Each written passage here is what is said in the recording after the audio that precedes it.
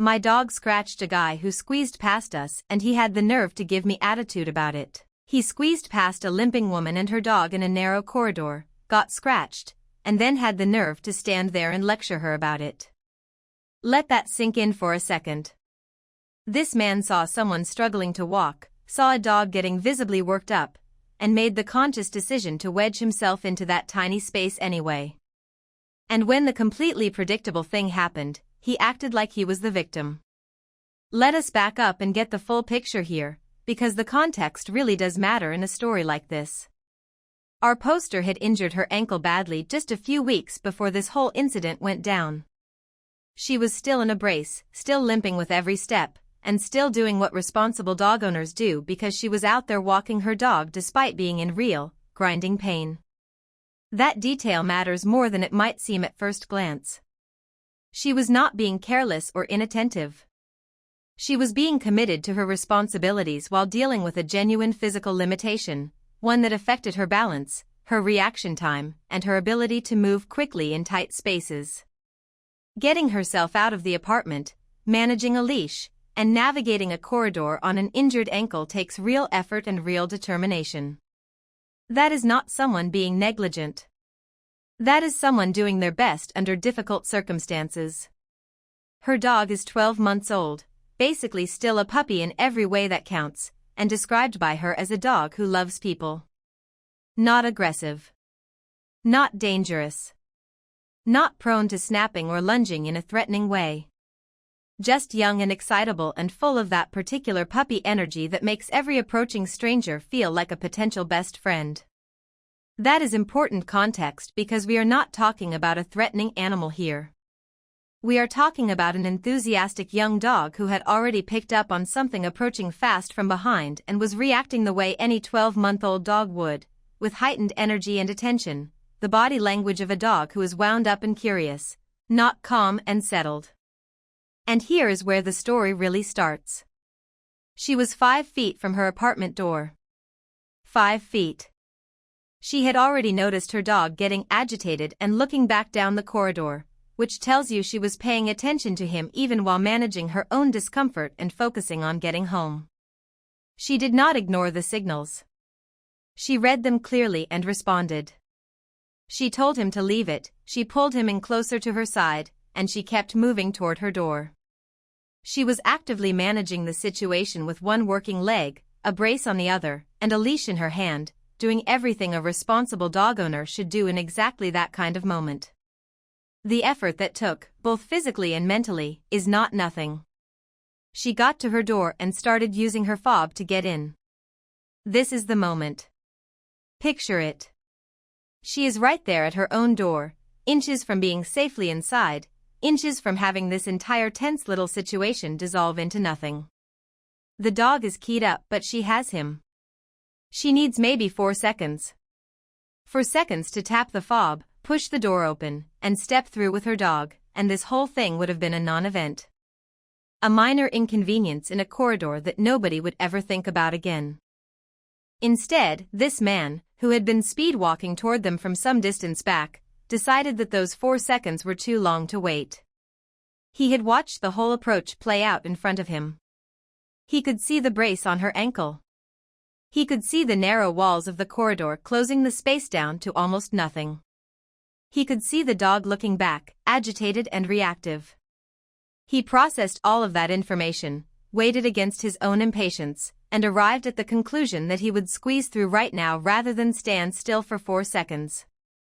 It is hard to understand what he thought was going to happen. Did he imagine the dog would not notice? Did he think his presence would somehow not register with an already worked-up animal at close range? Or did he simply not think at all, just act on the reflex of someone who is used to moving through spaces as if other people and their complications do not quite apply to him? This is not a case of an unpredictable accident. This is a case of someone making a series of observable, entirely avoidable choices and then being surprised when those choices had consequences.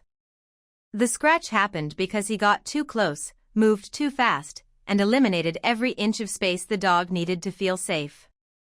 She even acknowledged that had she not been injured, she might have been able to react faster and pull the dog back harder in that final fraction of a second. That is a generous concession from someone who did not owe him that much grace. But she is also completely right that even without the injury, the proximity was so extreme and so sudden that prevention would have been nearly impossible. When someone is literally pressing through a space that is inches from your dog in a narrow corridor and moving toward them at speed, a 12-month-old puppy jumping and catching skin is not a shocking outcome. It is basically a guaranteed one. The physics of the situation made the result inevitable the moment he decided to move. She apologized immediately. The very first words out of her mouth after it happened were asking if he was okay and saying she was sorry. That response is worth paying attention to because it tells you something real about who she is.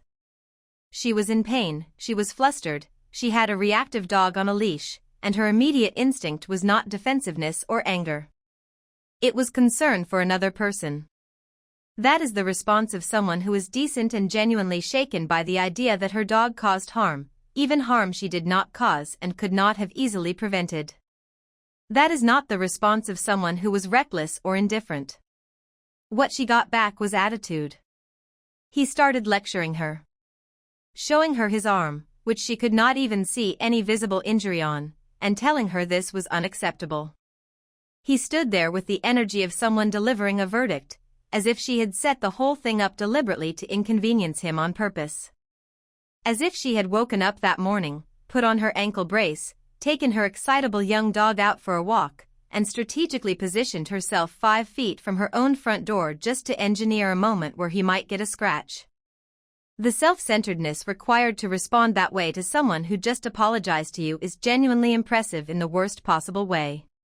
Here is where I have to respect her response though, because she did not just absorb it. She told him exactly what was unacceptable.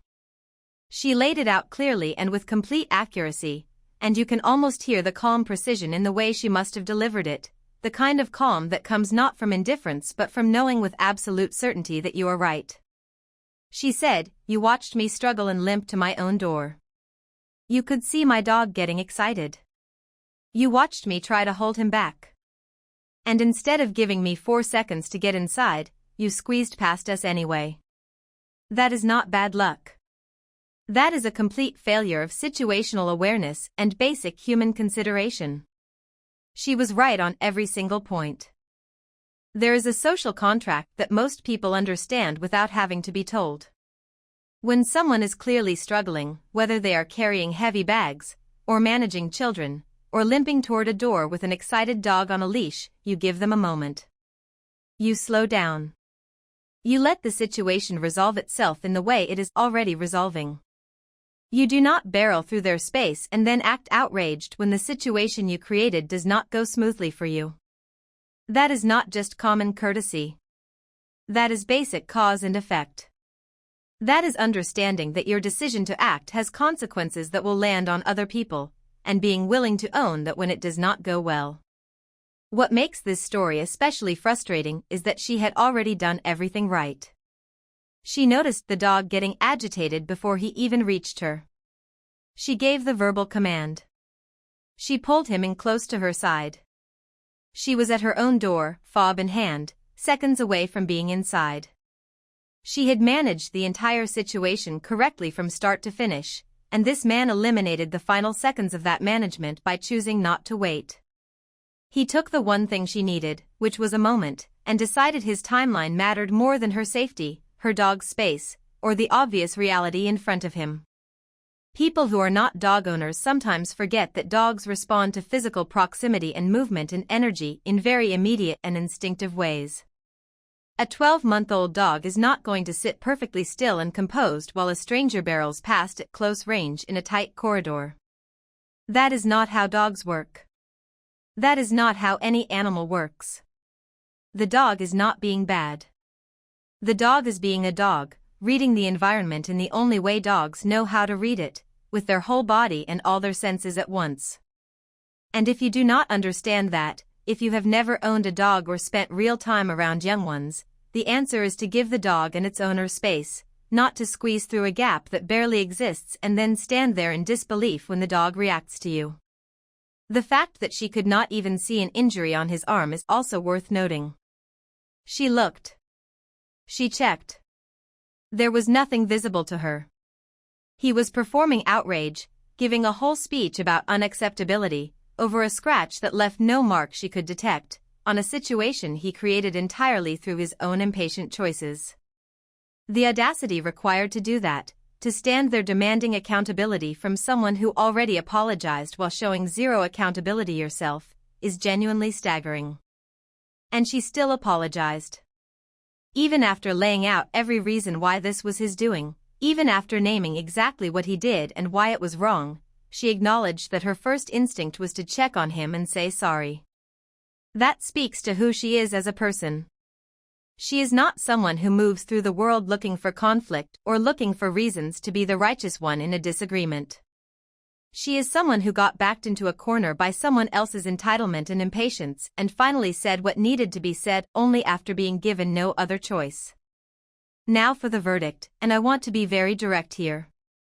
She is not the asshole. Not even close. She is a person with a real physical injury who was managing her dog responsibly and carefully, who apologized instinctively and sincerely the moment something went wrong, and who only pushed back when faced with completely unjustified attitude from someone who caused the situation himself. Everything about her behavior in that corridor was reasonable, measured, and honestly more patient than a lot of people would have managed. The man in this story made a choice to disregard everything that was visible to him. He chose speed over consideration. He chose his own convenience over the obvious signals right in front of him, and then when the natural result of that choice landed on him in the form of a scratch, he pointed the finger at someone who was doing her best with a brace on her ankle and a leash in her hand. If you want to talk about what is unacceptable, let us talk about confronting someone who is visibly injured, who already apologized, and responding with attitude instead of accountability. That is what is unacceptable. She owed him nothing more than that apology, and she delivered it sincerely. Everything after that was on him. He walked into that corridor, he walked into that dog, and he walked out of that interaction having learned nothing. The only person who needs to reflect here is the guy who thought he was too important to wait 4 seconds. I gave my job a month's notice, trained everyone, and they still would not let me leave in peace. 7:31 p.m. She planned her exit for an entire month. She gave notice, she trained 4 people, she recorded videos, she wrote manuals, she wrapped up every open case, and she walked out with her head held high. And they still could not let her go. Let us talk about what this woman actually did when she decided to leave, because the level of effort she put into her departure is genuinely remarkable and also quietly heartbreaking when you realize how little it mattered to the people who were supposed to benefit from it. She gave a full month of notice. Not 2 weeks. A full month. She used that month to close out her open cases, finish all her reports and affidavits, and document work that apparently no one else in the entire firm had ever been trained on. She wrote manuals that were detailed enough to walk a complete beginner through processes she had spent years mastering alone. She recorded training videos with the kind of patience and thoroughness you would expect from someone who genuinely wanted the people she was leaving behind to succeed without her.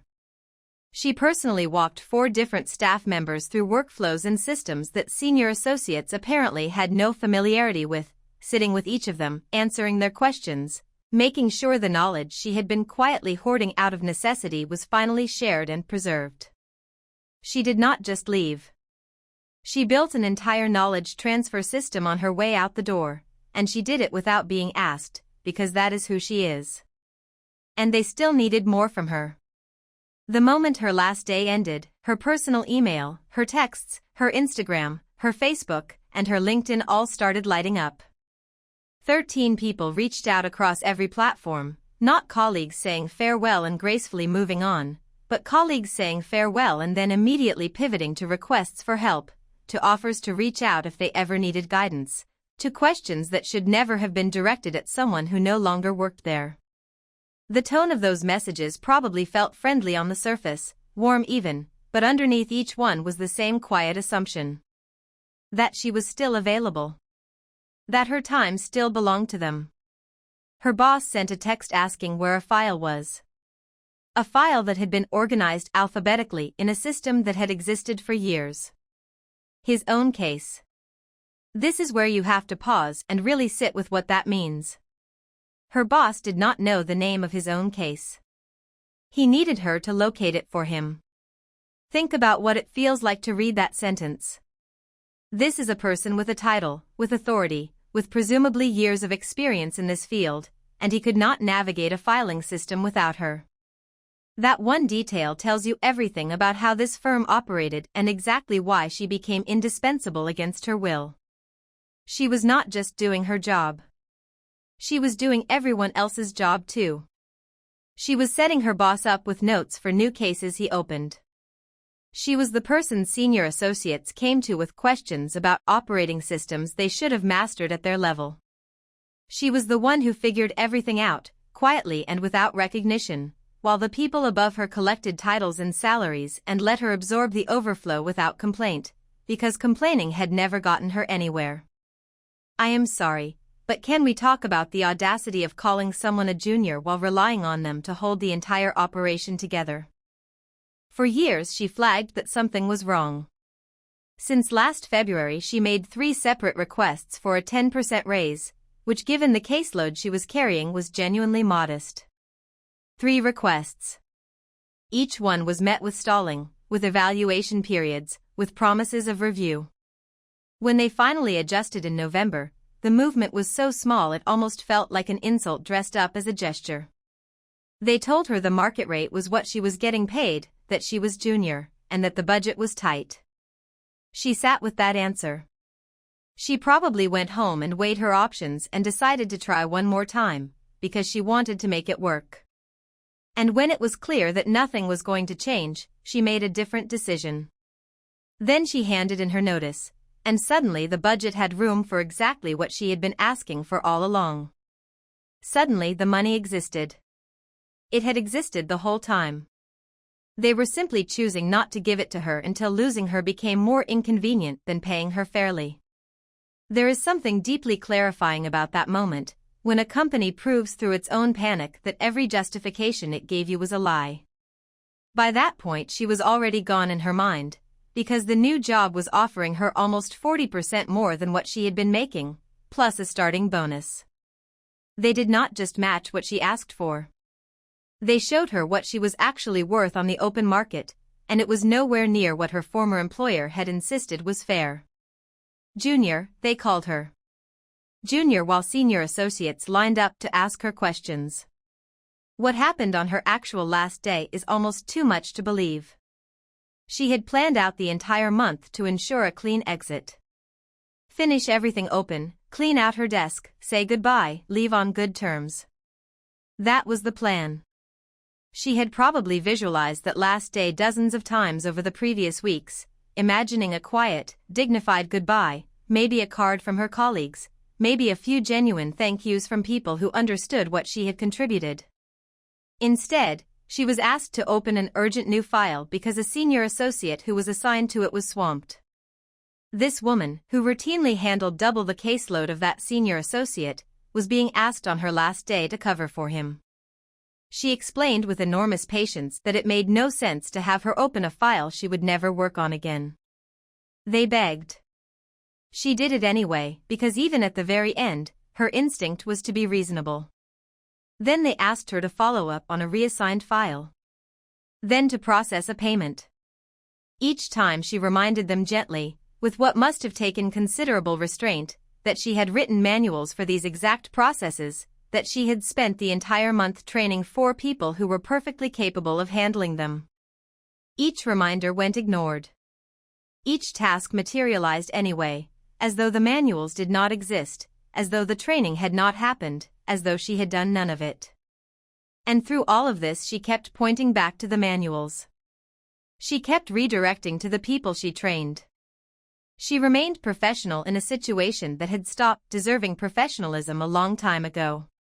The HR email was the final straw for me personally.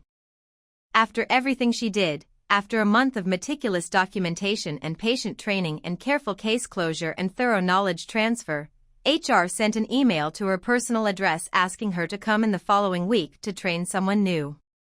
She would be in the middle of onboarding at her new job. Her new contract explicitly prohibits working for other law firms. They knew this. She had been transparent about where she was going. And they asked anyway, with the breezy confidence of people who had never once considered that her time might now belong entirely to herself. She told HR to kindly decline. Good. Now let us close this out with complete clarity. She is not the asshole, and she should block every single person who does not respect the boundary she has already drawn. Not because she is bitter. Not because she is burning bridges.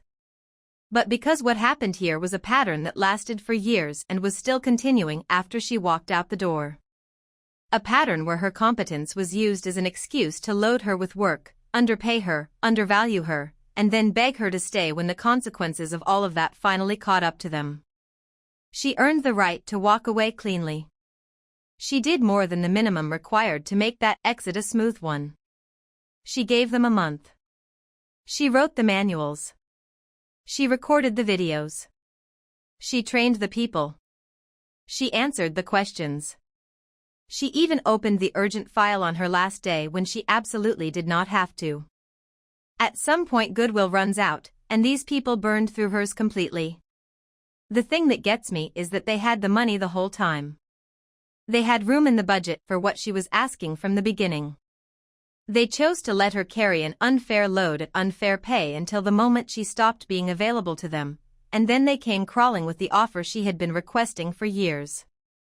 That is not a mistake. That is a decision. It is a decision to exploit someone's loyalty and competence until they have no choice but to leave. She found a better opportunity, she left professionally, she gave them everything they needed to survive without her, and they still could not treat her last day with basic dignity. She owes them nothing.